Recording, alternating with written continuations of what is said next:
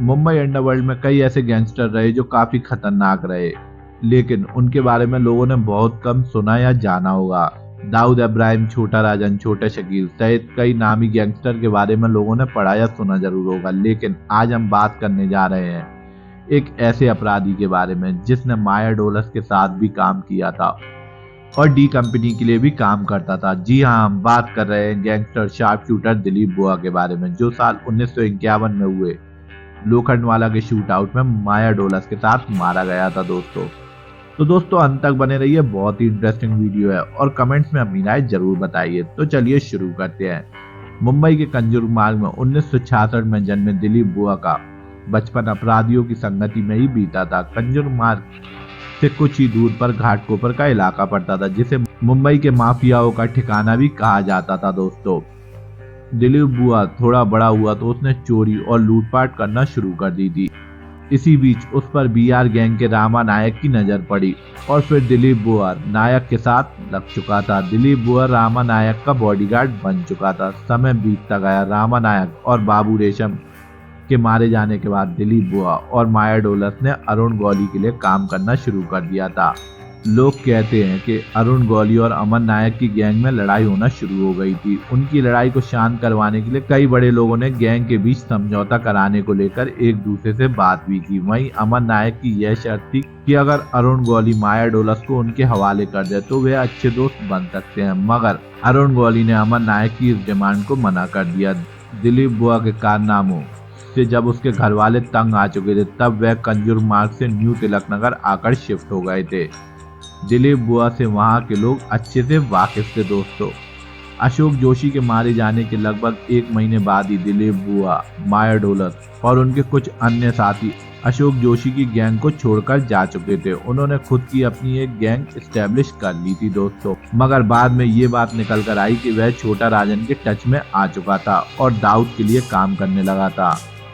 साल 1988 में अशोक जोशी का कत्ल कर दिया जाता है। अशोक जोशी को मारने के बाद डी कंपनी के सारे बड़े लोग दुबई में जाकर बैठ जाते हैं। वहीं दिलीप बुआ माया डोलस के साथ छोटे मोटे क्राइम करना शुरू कर देता है। दिलीप बुआ और माया डोलस के पास अब अच्छा मौका था मुंबई पर राज करने का।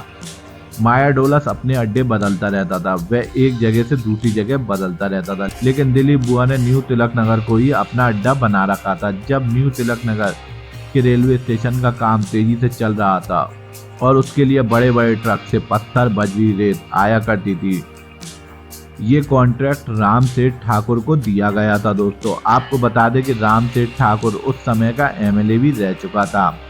पनवेल में उनकी हुकूमत चला करती थी। जिस ब्रिज से पत्थर, बजरी, रेत के ट्रक आया करते थे, वहीं दिलीप बुआ अकेले हाथों में बंदूक लिए खड़ा रहता था। वह ट्रक वालों से पैसा वसूली करता था दोस्तों।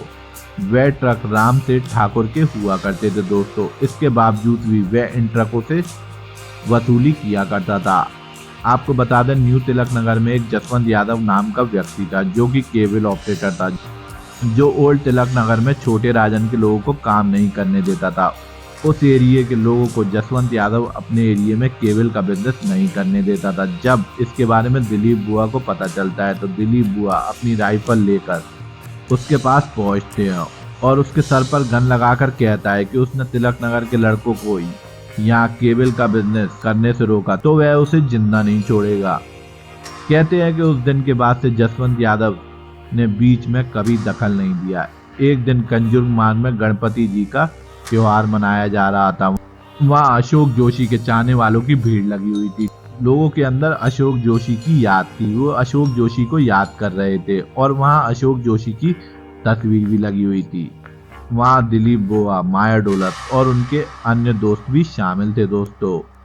वे सब नशे में थे। अशोक जोशी की तस्वीर और लोगों को उसकी लोकप्रियता को देखकर कहीं न कहीं दिलीप बुआ और माया डोलस को यह बात हजम नहीं हुई, जिसके बाद उन्होंने वहां अपनी गन से गोलियों की बौछार कर दी, जिसमें 5 लोगों की मौत हो जाती है। उस वारदात को करने के बाद वे फरार हो जाते हैं। इसी बीच उन्होंने पुलिस से बचने के लिए फ्लैट में रहना शुरू कर दिया था, जिसके बाद में मुंबई ईस्ट छोड़कर मुंबई वेस्ट में जाकर रहने लगते हैं।